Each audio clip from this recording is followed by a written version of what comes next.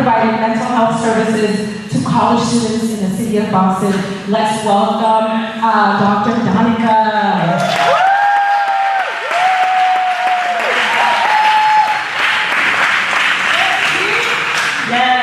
Second, we have the founder of the Dropout Academy, focused on mental health, education, emotional intelligence, and helping all people drop out of limiting thought, graduating to a new mindset. Let's welcome Kurt Boston.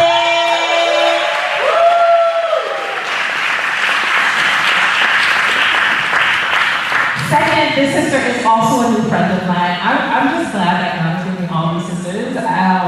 They're just like Haitian. She graduated from Simmons University with her master's in social work. She is a licensed psychotherapist. I'm telling y'all, I'll bring y'all on today. Okay, career coaching is also known for connecting, so I got you.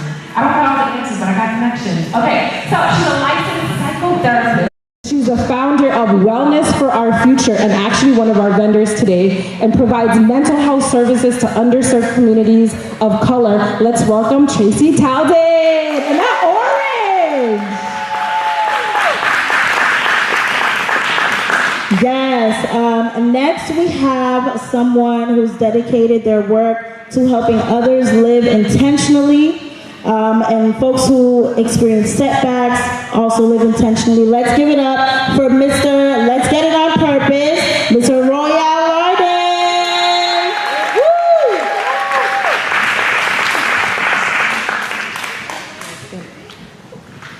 Okay, I really like this brother. I like all the brothers on my piano, but this brother has over 10 years as a decorative singer, okay, and professional musician. He has shared the stage, okay? Shared the stage with people like Fred Hammond, William McDowell, that's it. His digital skills and content has been featured in the Boston Globe, okay? And he is currently the director of media and arts at my favorite church, Pentecostal Tabernacle. Help me welcome Jeffrey Duyon.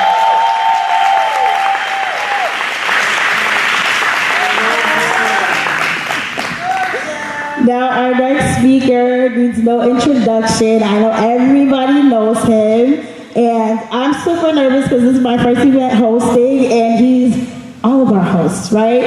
He is the CEO of VE Entertainment. He's a mentor, a father, a leader. Let's give it up for host Valsen!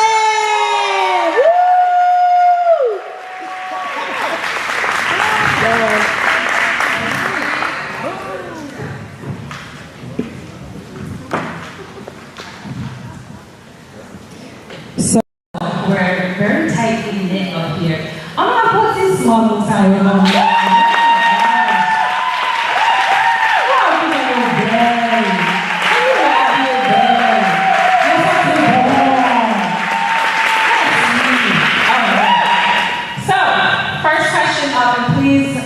Panelists don't feel the need to answer all questions. We do have some questions that are targeted at each person, but also share your thoughts. So the five foundations, I'm a very illiterate geek. I like things that rhyme. And so the five foundations of finance, fitness, family, fun, and faith were the pillars of my life when I realized that hey, I lost 20 pounds in 1 month and I couldn't see myself. I had to figure out how I reinvent myself. And one of the things I want to actually target to Mr. Royale is when you're thinking about reinventing yourself on purpose, what does that look like for you? So, everyone comes to a point in life where you feel burnt out or you feel overwhelmed. And when you get to the point where you have exhausted that self that you've been using, it's time to reinvent yourself. Reinventing yourself is the key. All these other things that you're experiencing while you're journeying through life are the symptoms. And when you get to a place where you feel stuck, when you get to a place where you feel overwhelmed, where you can't move forward, right? Things are blurry for you, it's time to reinvent yourself.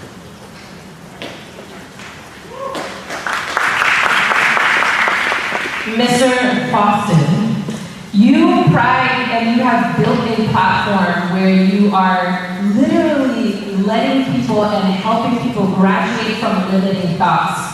As a Haitian woman, right, in the space of building new mindsets, mentality, right, nouveau, what does that look like for you personally? Bonsoir à tous. Bonsoir. C'est que concerné. Bonsoir tout le monde. The reason why I even started off speaking in Creole is because I didn't, even though my mother, both my parents are Haitian, my mother was traumatized by certain things that happened in the culture, and she refused to teach me Creole originally growing up.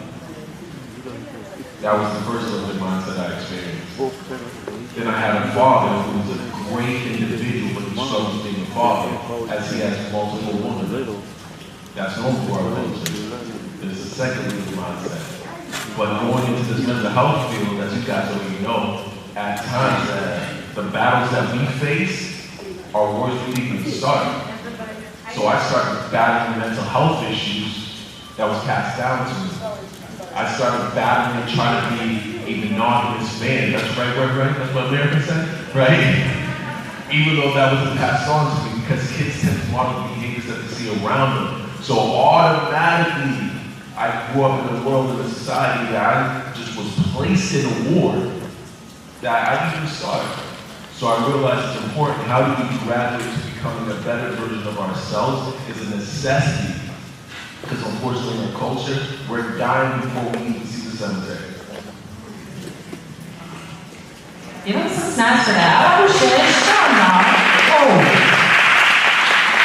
Boy, so I want to take it back actually a little bit, and Dr. Donnie, I call her Dr. Donnie, don't do that. Dr. Donnie and Tracy, I want to take it back a little bit and really dive into mental health. After the pandemic, I think even pre-pandemic, but after the pandemic, post-pandemic, as a nation, right? Not only as Haitians, but as Haitians living in this nation, what is the mental health crises right now that we're facing? I feel like as a Haitian American, we are balancing two different cultures. So that makes it complicated for us because we know to be true to our roots, and yet we're faced with a lot of things that we're exposed to in American society. So as Haitians, there's language barriers, there's issues with TPS, there's issues with resources for mental health, resources to healthcare, resources to education. I feel like although this is the place for the American dream, it's not ours, and even back home, for example, Black, we are running, Haiti through our veins, but what happens the next day? Back home, everybody's still crying, still in pain, a lot of murders, and we have the opportunity as a diaspora to make a difference. So I think there's, just as you were saying, there's so many setbacks that we're not even aware of, and in order for us to take care of our family back home, we have to take care of ourselves here first. So going to therapy, seeing your PCP, going to church, whatever is your niche for taking care of your mind first, the rest will follow, and I think we'll be able to be better for ourselves, our people tomorrow. Thank you for that. I always let people know that that's actually, especially for a lot of us Haitian Americans, I also let people know that that's one of our superpowers, right? Living in that intersectionality of being Haitian American. Parce que you can't tell me that under la Kala c'est Haiti and then dehors is America, right? No under la Kala, then there's China Pahamanian, right? There's plastic sous couch la. It's a complete Haitian mindset. I went to Haiti in 2014 and I didn't even have culture shock because I was like, oh, la they call you want to talk to the Bible? So it's just the duality of it. We've always seen it as something that was negative, but it's actually a superpower. So I want to actually acknowledge that for a lot of us that are here. But Tracy, can you speak more to that? Yes, of course. I think it's interesting that you say that. It is our superpower, and I think a lot of adolescents today, though, struggle with that internal conflict. And that's the reality, right? Some of us are very prideful, and some of us struggle with that because our parents are struggling with that, right? from here, they don't eat this food, they're trying to make it, they're trying to get a job, they're trying to make a living, right? They're probably living really close to someone else's station, right? And just trying to, the bus system, whatever, they're stressed, right? What happens when you have a stressed parent? What happens in the home when you have a stressed parent? A lot more yelling, discipline, the child's going to school, trying to be American, trying to, because you're born here, right? If you're born here, or even if you come here, right? You're trying to assimilate, and you're going home and your parents are really confused by that. You're Haitian, what are you doing? This doesn't make any sense, it's not how we do things, right? So that causes a lot of conflict in the home, which just causes a lot of trauma to that child. This population that I'm talking about is a population that I see in practice a lot, right? We grow up in loving homes with a lot of discipline, a lot of frustrated parents, because they live in a country that's not built for them to come here and live and actually make a living, right? So that stress trickles down, right? That stress trickles down, that trauma trickles down, and now we have adults that are struggling. Pandemic hits, maybe our parents lost their jobs. My mom didn't go to work for a long time. She actually had to go back to school and change her whole career, right? And the fact that she was able to do that is amazing. A lot of people aren't able to do that, right? That's the reality. So when your parents are stressed, how do you feel? Right, how you feel? How are you guys communicating when that happens? So it's deep, it just runs really, really deep. And I, even in practice today, when we try to kind of unpack a lot of that, you know, the traumas of being disciplined harshly, where does that come from? It goes back to slavery. It goes back to slavery. What do your parents know? How were they raised? How were their parents raised, right? How were these slaves? How were they disciplined? So it gets deep. So with the pandemic, and just what we're seeing today, the mental health crisis, it's a real crisis. And being Haitian in America, it's a real crisis.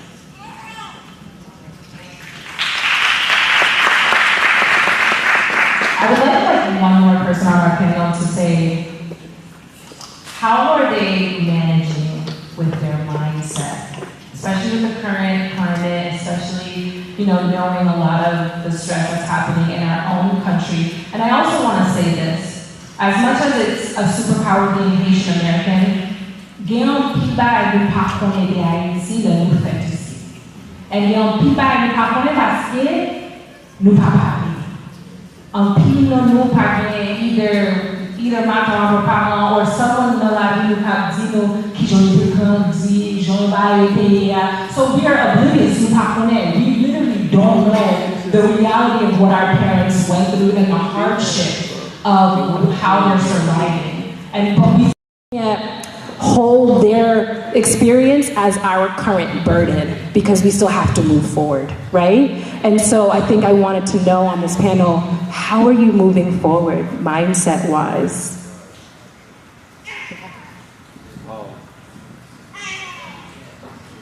Well, I find it interesting how we moving forward mindset-wise is a twofold. It's like a twofold. If that's the right answer, twofold process. There we go. Twofold process, right? Because unfortunately, I don't know about a lot of y'all. I learned about Christopher Columbus before I learned about Tucson, Tennessee. You get what I'm saying? I learned about Christopher Columbus. I learned about Washington. I learned about the American figures, and unfortunately, like I think someone on here said, I found my identity in other people versus who I really am. I didn't grow up with grandparents. I never met my grandparents, they died. My dad was on his own at the age of 8, 9 years old in Haiti. So he's been surviving ever since. My mom's not cool with her family. So we just grew up in isolation per se, you get what I'm saying? So there was a survival mindset that I had to have. But now, at this unique age, in my 30s, I had to realize, what does the future look like? How do we rewrite history? How do we have these organic conversations, being open, transparent? Do I have to go with therapy? Do I have to do coaching? Do I have to do both? Can I redevelop new relationships with my parents and be okay with them? Forgiving them, understanding that their story is not my reality, It's okay. We take on these burdens like it's our own, and it does not have to be the case. So it's literally a daily battle in different seasons requiring different versions of yourself. You have to be vulnerable with that. For that, thank you. Hello everyone, I realized I never introduced myself. So my name is Megan, and this is God in T-Silent. I'm a Haitian American podcaster, and the podcast is called Deblozayfm, and I know everyone knows what that is. But first, raise your hand if you're Haitian. I just want to know who's Haitian in the room. I already knew that. All right, so I just wanted to get that out the way. My podcast actually is centered around the experience growing up Haitian in America. So everything you guys were just talking about was either an episode or something that I'm now going to make an episode. And I wanted to talk about family and faith and how mental health and just transitions impact those two spaces as Haitian Americans. So I'm going to start with you, Jeffrey. Hi. As someone who is now in an American church, who transitioned out of a Haitian church, how would you say that transition impacted your faith and your family? That's fine. Yeah, so when I was 16, so I grew up in a Haitian church, and I was your classic church boy musician. So I played keys and drums, and I did audio. I took all the solos, the choir, I didn't sit still in church. And then I think I had an encounter in church where I saw kind of what I would describe as intolerance in a way that I didn't see reflected in the Bible. In church one day, I think someone tried to come to the church with cornrows and their pants hanging out their butt. And I just remember them escorting him out of the church. And that just didn't feel like the Jesus that I knew. And I just couldn't reconcile that with coming every day and acting like everything was fine. And so I prayed about it. I was like, I gotta go somewhere where I'm gonna continue to grow, where I feel like the heart of Jesus is reflected, or at least being pursued.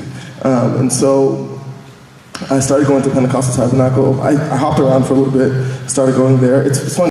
So I hopped around a little bit, I went there a couple times, and then I had this I was terrified to talk to my parents about it. My mother, I grew up in a strict household, and my life was literally the quality psychotic. If I wasn't at school, or charter school, which is extra Haitian, you know what I'm saying?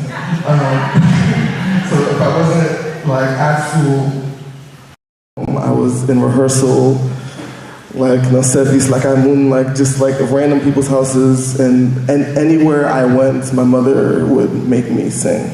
So it's funny. So my relationship with music was a little traumatized to begin with, because I didn't want to sing at these random people's houses. It smells funny. No one speaks English. I'm the only kid here. It's over 50 and then 10-year-old. You know what I'm saying? And so, so I ended up talking to my mom. I was like, yo, there's this church that I want to go to. I just don't feel like I'm growing anymore at the church that I grew up in.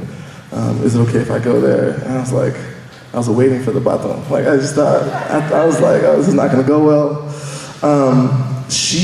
So I think prayer works. I had prayed my butt off before talking to her. By God's grace, she was that's fine. She visited my church a couple times, had a very pleasant experience with the pastor there. And so I think I have a kind of a unique transition out of Haitian church where even after I left Haitian church, I was still active in the community. I was doing a lot of conferences. I don't know if anyone remembers those, but and so I still tried to stay connected just because the downside of leaving Haitian church is that there's no more like nuance. Just, you know what I'm saying? There's no more. Hymns are cool in English, but they really get quite wrong. You know what I'm saying?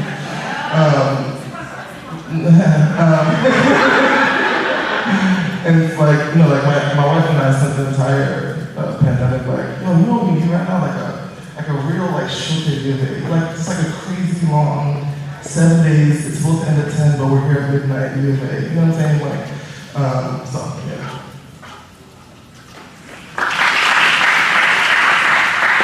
Thank you for sharing that. I'm right there with you. Host spouses, like you are very in tune and connected with the Haitian community right now. I don't know if you go to Haitian church, but you do not. Okay. But as someone who's very much connected in the Haitian community, how did the transition now out of the Haitian church affect your family and your faith, and as someone who works in entertainment with the Haitian community?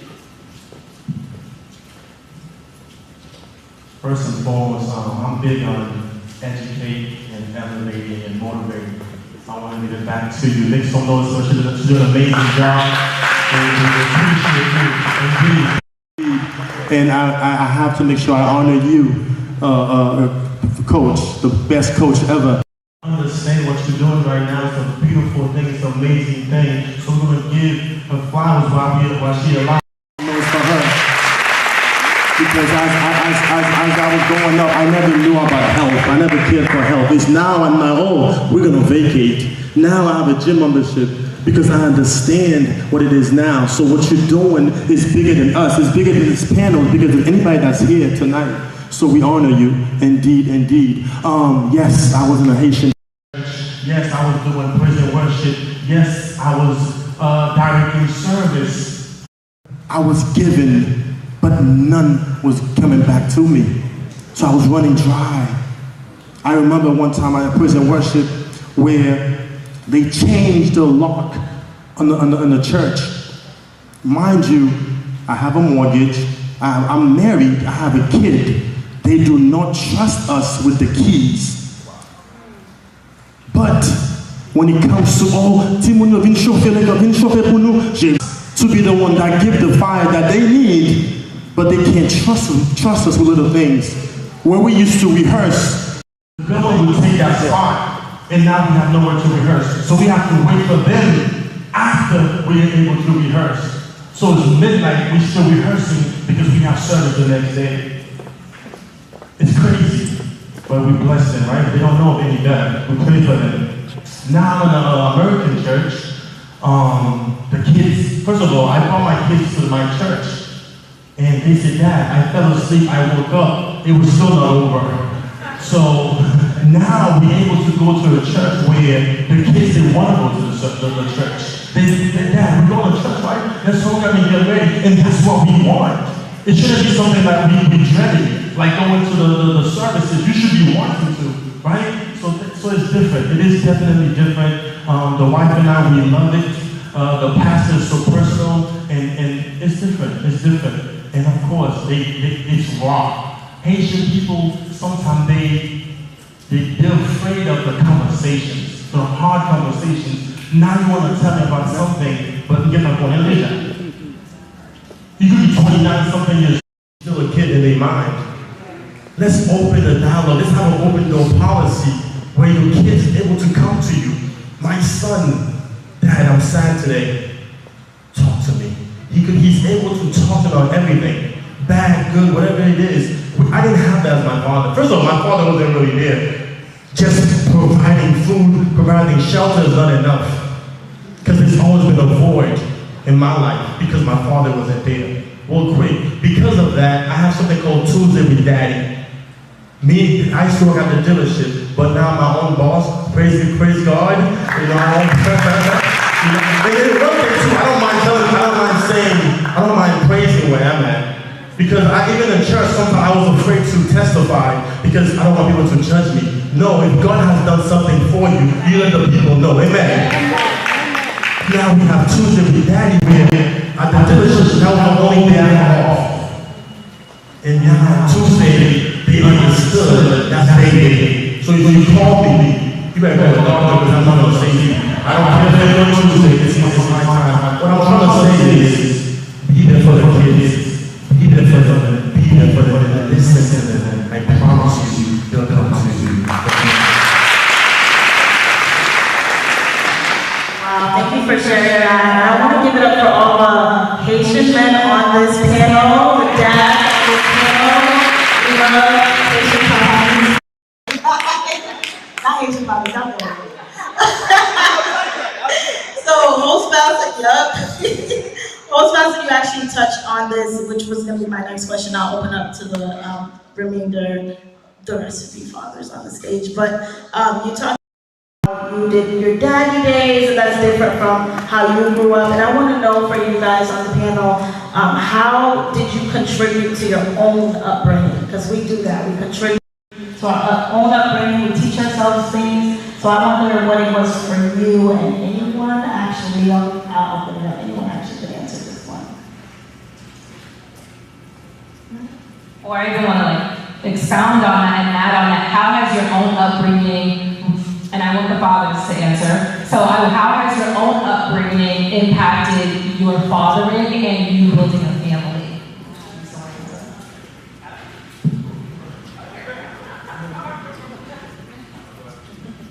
Okay, so I grew up in a single parent home. My mother worked at 2 factories to put food on the table. She was always at work, so the neighborhood was bothering me. My father, while he was still alive, he was inconsistent in my life. And I used to always wonder, like my father would love me, he never called me on my birthdays. He would pop in, and I wouldn't see him for 3 more years. And it stayed like that until I had my own children.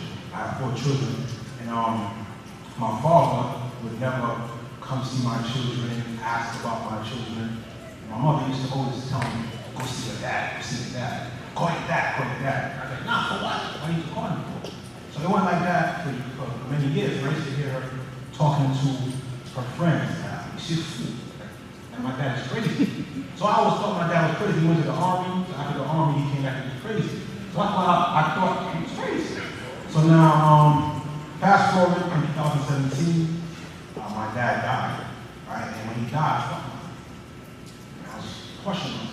I feel nothing. Your dad died. I felt nothing. I felt numb. And 2 years after he died, I started asking people questions. And I found out that my dad had severe depression. So for all the years when I thought my dad didn't love me, he loved me. He just didn't know how to let go of the shame and guilt that he accumulated in his life.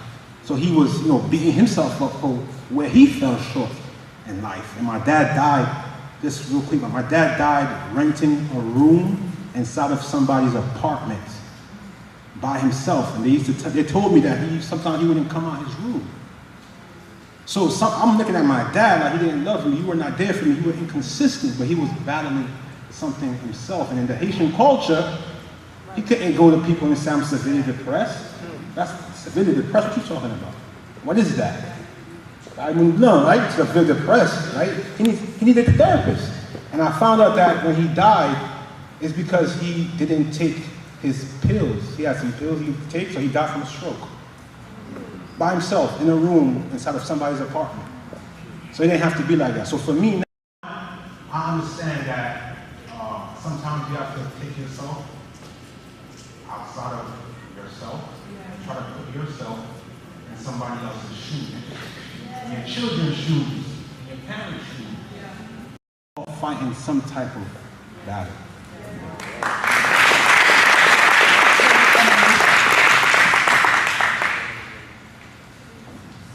To go off that, right? To go off that, I think what I learned from my childhood going into now me being a father, but I did not have this open space to communicate, right? So like in our Haitian community, unfortunately, we are suppressing so many emotions.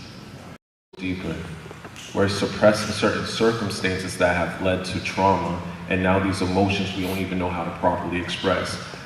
let's be transparent. We all know there's some type of crazy Haitian uncle in here that's doing something to somebody's kids in here, and we all say nothing about it. Let's be honest. Oh yeah, we're going here. Let's be honest. We all have been in these rooms where someone made someone feel uncomfortable when you're forced to kiss everybody in the room, and someone be like, sit on my lap, and no one says anything. Or it's the alcoholism. Cases, we're suppressing so much. So now as a child, I didn't know how to communicate these emotions, so my coping mechanisms was smoking weed at 11, 12 years old. That was my coping mechanisms. My mom looked at me and said, Miss, oh, got one druggie. My dad came over, what? What's that? Crying. I got kicked out. I went to 4 high schools. One of them was in Haiti. Look, now y'all look at me, oh, black boy, right? And I told you, I didn't grow up speaking the Haitian language. Everyone used to call me vagabond. The first time I actually learned what it meant, I cried. I was like, my whole life, I thought they were giving me the dairy call me like, oh, yeah, I'm vagabond. Right? Not thinking anything of it, but once I learned what it meant at the age 15, 16, I was crying like a baby, like, no. So now as a father, I realize how important it is to give a space and a place, not only for my son to communicate with me, but me to communicate back. Certain things like saying, I'm sorry, I messed up. Like many of y'all, I didn't hear sorry. Oh, I'm sorry, I messed up, my fault. Yo, let me tell you why I did what I did, right? Because growing up, how many people got a chance to hear their parents say, I'm sorry? No, I didn't. I didn't get the Christmas gifts. I remember vividly, my boss, like, I went up to my dad, like, yo, where's my Christmas gifts? He goes, get the rent is your Christmas. Shut up. Right? That was it for us. And it was simply he forgot. That was on the God honest truth. He forgot, but he couldn't just communicate that. So now as a parent, I realized providing a space for me to communicate to him to communicate back, but even more importantly, which I'm going past you, communicating with other fathers as well. Not being isolated in these emotions. Do you know how many times I call Royale a week? No, forget that. Do you know how many times I call him a day? If I mess up, he's the one that keeps me accountable. I'm being honest. I'm a better father because of him. Like, I'm being very honest. He knows that. My son recently moved. He was the one in my ear like, yo, Kurt, make sure you do this, make sure you do that. Did you do this for yourself? Are you good mentally? Are you good? He was bringing me out of my own self-worth, questioning your self-worth and things to that capacity. So having that space for my son, back and forth, but also having that space for me to be open and vulnerable to other Haitian fathers that I know that can build me up. Oh, that was deep. The goal is to change the narrative. So many times that we see something, we get used to it, even if it's not right. Just because we see it, doesn't mean we can't change the narrative.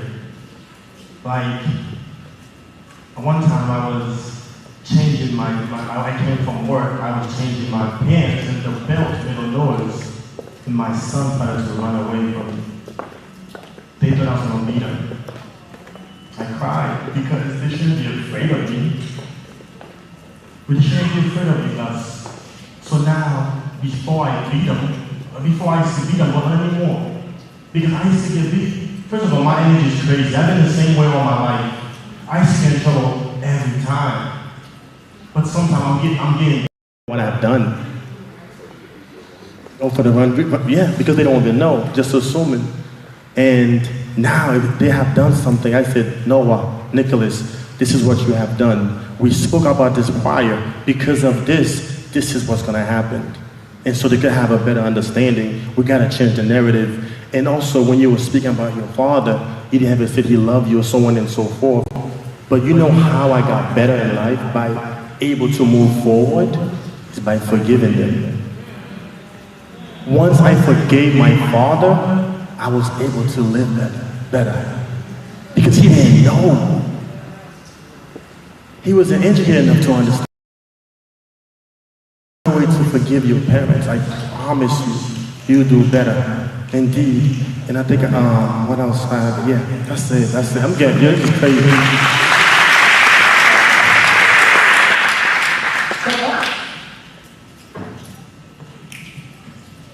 All right, so I'm the newest father here.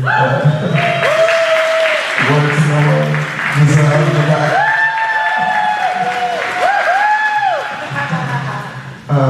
So yeah, so I'm only a dad.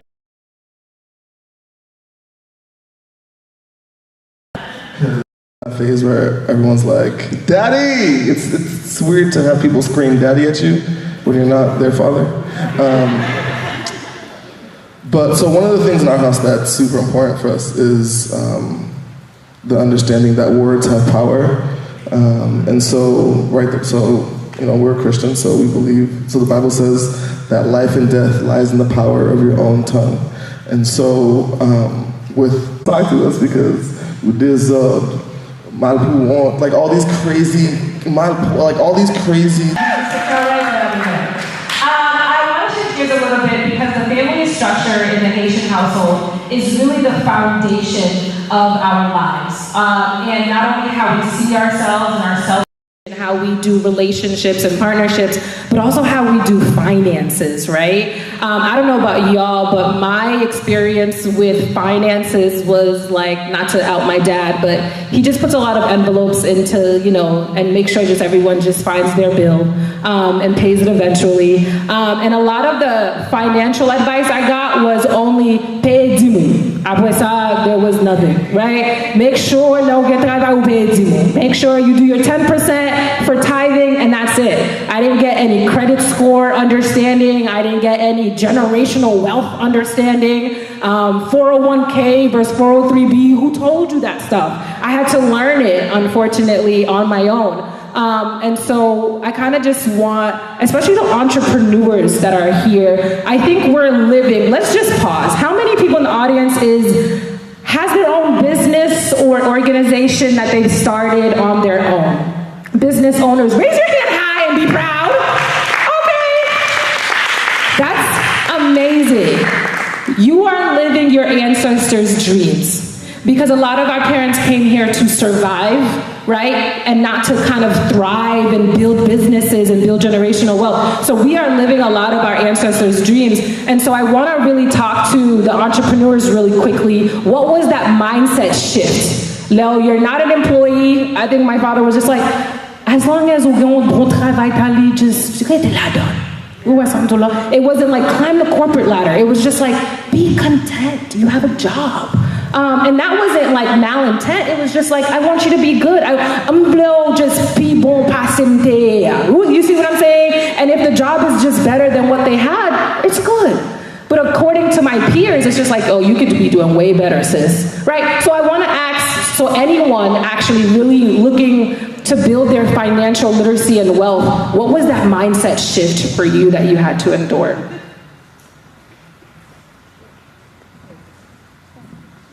This is deep. This is big one. I'm still waiting on the education and finance. I'm still waiting on the birds and the bees talk. I did private practice part-time on the side because it gave me a little balance, right? And I remember, my wait list was always super long, but I was like, my master's degree, I need more education. I don't have this education, so it was scary for me. But I took the leap, right? And I'm very grateful that I did. But it was hard. It was scary. But when the growth happens, right? I had to just connect with people who knew how to do it. Connect with the financial advisor. Connect with the consultant who had already scaled up practices, right? So, now I'm in group practice. I started off with practice, right? And so I had to get educated, right? And just say the fear is because there's change coming, not because I'm not supposed to do this. Right? So my advice would really be get connected. Find a mentor, someone who's already doing it. Reach out to them. What's the worst they can say to you? No. On to the next person. How did you do this? Where did you get connected? So for me, real quick, so I used to work on behalf of U.S. Department of Education. Pretty much a good way to say, pretty much I was collecting student loans.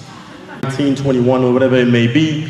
And there were making more money than me. So my job was to motivate them. My job was to get them to the goal. And at the end of the month or whatever it may be, they were making more money. But we get so comfortable sometimes. I was there for like almost 10-something years wasting time because I was making more money than I was making before. But we can't get settled. We cannot be settled.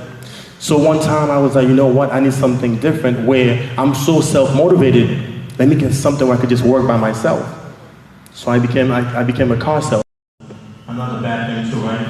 But they're better now. The car salesmen, they're good people nowadays. But anyway, we had a bad record. But what I'm trying to say is, so I started working as a salesman, and I was too nice. They said I'm not gonna make it because you have to be rough. You have to be like, oh, sell it. But I'm like, I only could be me. So I spent about almost 9-something years, almost 10 years again. And I was like, where's my wife? Where's my kids?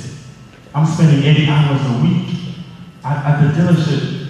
You could spend 5 hours, 6 hours with one person just for them to say, hey, I gotta go, maybe next time.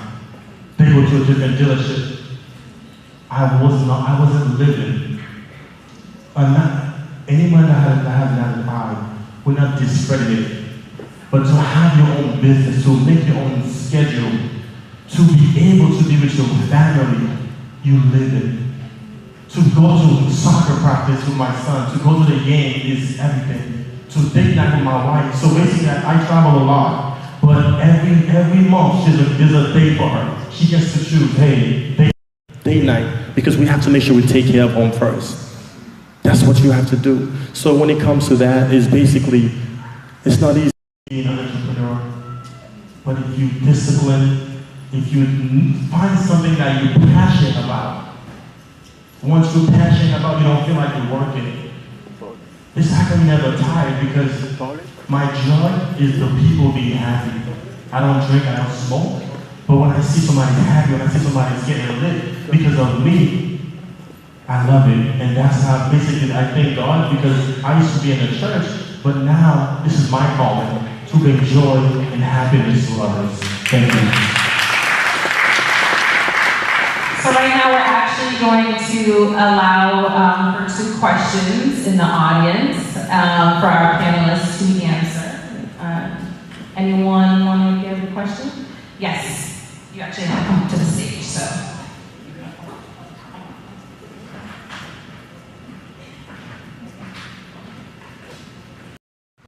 So, you guys were talking about family and stuff like that. How do you approach the conversation with, I would say, maybe older family Who have been in Haiti, came here when they were in their 20s, but approach mental health?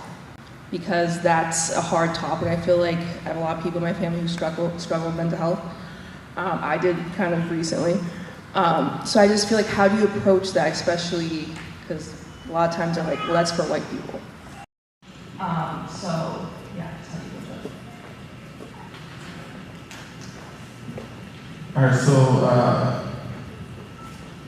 when I was in college, I went to Northeastern, and sophomore year, I just wasn't prepared for all that. I thought I got a full ride. I was like, oh, I'm the man, and I got there, and I was like, oh, this is different. And so I stopped going to classes, was having these panic attacks. I couldn't get out of bed. Didn't know what was going on. I remember calling my doctor to be because I didn't have the language, I didn't have the education for it. So I remember calling him. It was like a Tuesday morning. It was like a Tuesday morning. I had just missed a midterm. All morning, I could not get out of bed. I just watched the clock go. And I called them, and I was like, yo, is there such a thing as chronic laziness? Because something's going on, I don't get it. Help. You know what I'm saying? It's fine, put some on it, you know what I'm saying? But he called me and was like, and then, he was like, yo, Jeff, I think you have clinical depression. And I was like, what? That's not it. And then things got worse. I had to leave school. That's a nice way of saying they asked me not to come back. They didn't mean it though, because God is good. He's still on the throne. So like, they didn't mean it. But I had to leave school for a while, and I get home, and I didn't tell my mom. She was, it was just like August, and she's like, Jeff, stop fella. You should be packing. Like, it's time to go. And I was like, yeah, I'm not going to school. And she was like, what are you talking about? So I told her I have depression. She was like, do you want a hug? I remember her saying, do you want a hug? And I was like, no, don't nobody want your hug. What are you, like, so we got into a lot of conflict because I never had the, one, I was in the midst, like the depths of my depression. And so anyone who tried to reach me or tried to help, I kind of snapped at, or I would burn a bridge if I had to. It didn't matter. I love a friend of ours who is Haitian and works in the medical field.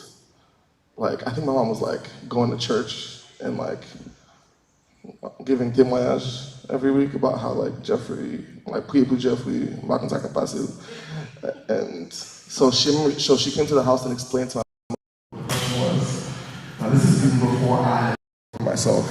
So what helped in my instance was someone who was not myself sitting with my family member and being like, this is what Jeffrey's going through. So when he snaps at you, this is why. And so for example, my depression is stress-induced, which is not fun because everything stresses me out. You know what I'm saying? Like, life is stressful.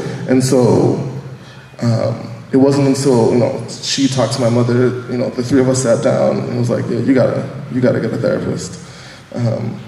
Now, my mother has a very, so she doesn't have like the education that I have. She has a third grade education. She came here when she was in her late 20s.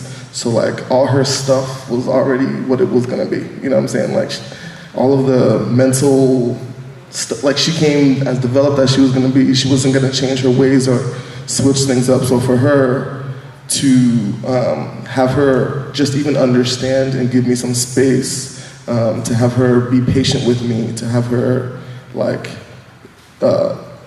figure out how to gently nudge me in the right direction was super helpful for me to eventually get up off the bed and reapply back to school, get some help, and then for her. Now, it's not perfect, right? Like in my mother's mind, depression has like an endpoint. She's like, okay, you got a therapist. Are you good now? I'm like, no, it's ongoing. Like, we got to keep working on it. So I will say, like, sometimes it's helpful if we're not the person explaining to our person. Like, if you have a sibling, so my sister has been very helpful because born in Haiti, and her and my mother are a lot closer in age, so she can kind of communicate sometimes on my behalf. And also, what has helped now, so this is the last thing I'll say, is my mother and I have now, because it's been like 10 years, that's weird. And we have a code now, so if I feel like I'm episodic, or like right now I just need space. So like with her, I'll be like, Ukunbayo. As soon as I say Ukunbayo, she's like, got it. So she'll give me space, or she'll leave me voice notes, or she'll cook food, and just, so that we've developed kind of a love language in a way that she can love on me, and I don't. If they are years old, but from my own experience, I remember being younger, and I actually pursued mental health and psychology because of my experience in Haiti. I went on 3 different mission trips. After the earthquake, I loved it my first time going, and I spoke to the children there, and they were like, encourage you to go, and we hope that you come back and do something for our country. And then from there, I went on fire, really trying to get back and all of that. But in my family, while I was studying psychology, my parents were just like, "You're wasting your time. It's a fake science. You can't see mental health." You know what I mean? So I feel like besides God, this journey was lonely. I didn't know anyone else. school and all of that, but I remember I have a brother who's a middle child, and he and my mom would fight a lot, like the verbal abuse, all of that stuff, and I would just watch and not understand why they couldn't communicate. So I think by, I remember 14, 17, arguing, almost physically fighting, he would leave the house, she would, you know, not necessarily cursive, but put, what's that thing, when you, maldition on him. So, when he was 21, he packed up his bag and left and moved to California. Never came back. So that was hard for her. Is just devout Christians praying, testimony, everything, and they always argued. So I stepped in and I was like, I know I'm the child, but I'm going to need you to listen to me as an adult and let me teach you about what mental health is. And they started listening and I educated them and helped them understand how to realize what is wrong, what is right. And my mom learned so much that I think by the time my brother he's 28 now, so maybe when he was 24, 25, she actually called him and said sorry. And they cried on the phone for a long time, and now they're best friends. It's very weird. They're best friends. He will call my mom, can you pray for me? Mommy, I miss you. He'll come and travel. And like to see the change that people said would never happen is a beautiful thing. So I believe it's possible. It's a lot of patience, a lot of forgiveness. I got my father a therapist, and he loved it because he was going through a hard time not having a son home. So in a way, I had to be the parent and educate, but now they're telling everybody, oh, we must have talked but they're also teaching their friends in church about mental health and stuff. So I think it takes one to teach one, and it's hard, and make sure you have that support system to encourage you and all that stuff, but it is possible. Just a couple super quick things. How many first generation Haitians are there? First generation? Meaning that your parents were born in Haiti and then you were born here. All right, perfect. So the hard thing is for many of us first generation Haitians is that we have to learn how to parent our parents. We have to parent them in so many different ways. Like how many of us help pay our parents' bills to this day, right? They know how to do it, but they will tell you to go. You know what I'm saying? My little sister still books my dad's tickets, right? So what I'm trying to say is that there's a couple of aspects in regard to parenting your parents that you're going to get fatigued. Those conversations are exhausting. And if you're not a trained professional and you're trying to help someone kind of their demons, it might wake up your own. You can bring the horse to the water, but you can't make them drink. So sometimes the best way to help yourself with their mental health issues is just you staying focused on your mental health issues and realize that you modeling the behaviors that you would like to see changed, maybe it may influence them, but be okay if it doesn't. Because sometimes they're not dealing with mental health issues. They're dealing with some spiritual warfare that's generational, that goes all the way back to, like you said, slavery, and it has nothing to do with you. And we internalize and personalize their battles like, why won't they? And it severs those relationships. And I'm saying this from firsthand. Next month is about to be a year since I buried my mother. A year since I buried my mother, and the worst thing is, I'm saying this to everyone in here, I want to wish this on my worst enemy. To have someone die is one thing. To have your mother die when you're not on good terms is another thing. So now I'm talking to the air, not getting a response back. As many times I used to wait for an apology, and I never received it. So I've seen people be in their own mental prison, wondering why won't they, why couldn't they, why shouldn't they? It's okay, it's their battle. It's their journey. And learning how to love people exactly where they're at, unconditionally, that's the beauty of life. And then the other aspect is that some of us have grown a lot in our own mental health journey. It's a beautiful thing. But would you teach at this age Would you teach calculus to a third grader? Of course not. They wouldn't conceptualize it, right? Many times we go up to these individuals who are struggling with the mental health battles, like, hey, giving them these theories and concepts, like, what the hell are you talking about? Shut up! Right? They don't want to hear it. You have to break it down in such bits and pieces, the tiniest aspect of it, so hopefully they can grasp it exactly where they are at in their journey. Please take that. Yes. Let's give it up one more time for our amazing panel. Thank you so much for having your seats. One more time. That was a little shit. Whoa. Come on now. Yes. I put this one, right? That's how they say it. Thank you so much.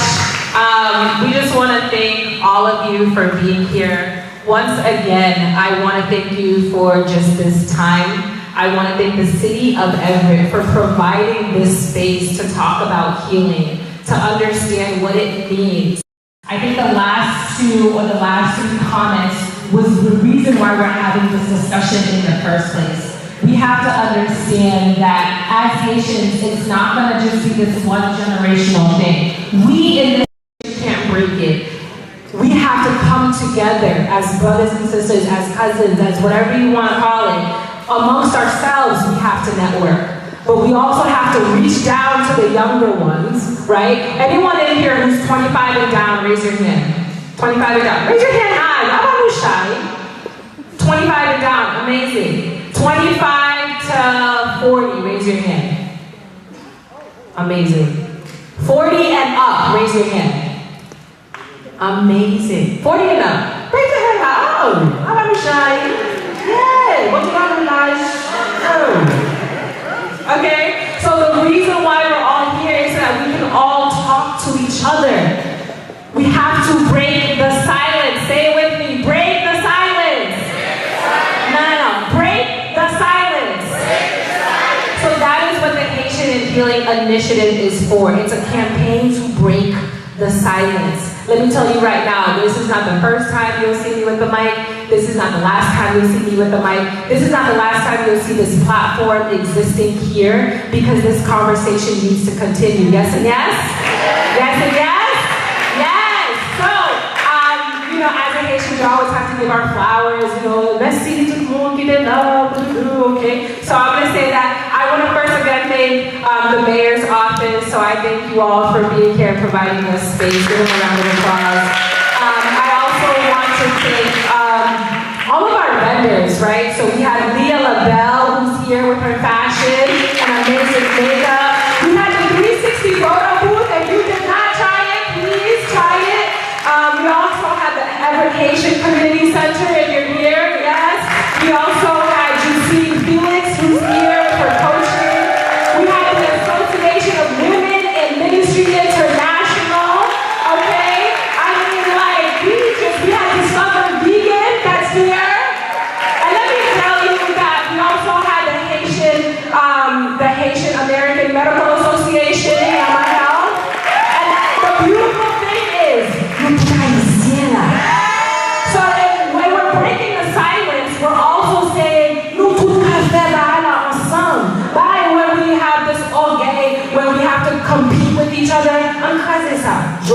right? Let me get quiet, right?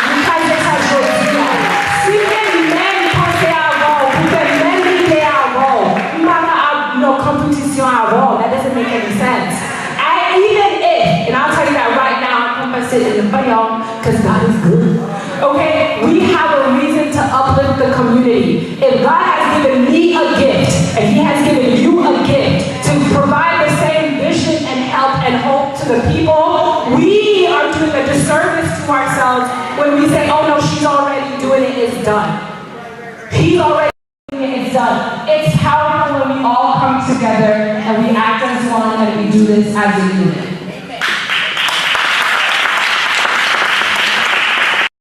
Oh yes, so I want to thank you all for coming once again. I want to thank my amazing co-host, Nike. She's short but mighty, okay? Let's give it up for DJ Swagger.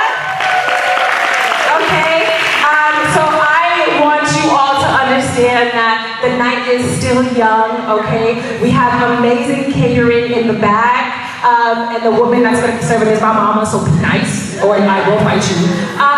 And I want you guys to enjoy an amazing dinner. Enjoy drinks in the side, beverages as well that are here. Patties from Discover Vegan. I mean, you gotta manger, you gotta visit. Talk about it, right? What you guys missing? That's the Haitian culture, and when I tell you, I'm so proud. I'm so proud of right? I have this respect for all of us that are here. I want you all to understand. I want you to walk away and understand that Haitian heritage, pride is not just today, it's not just the 18th, not just May, it's continuous. So let's provide a way to continue this conversation. I also want you, when you're walking around, there's a board, how do Haitians heal in this corner? Take a marker and I want you to be interactive. Answer that question, how do Haitians heal? So we can continue this initiative. Yes and yes? Yes and yes? All right, y'all, thank you so much for your time. Give yourself a round of applause.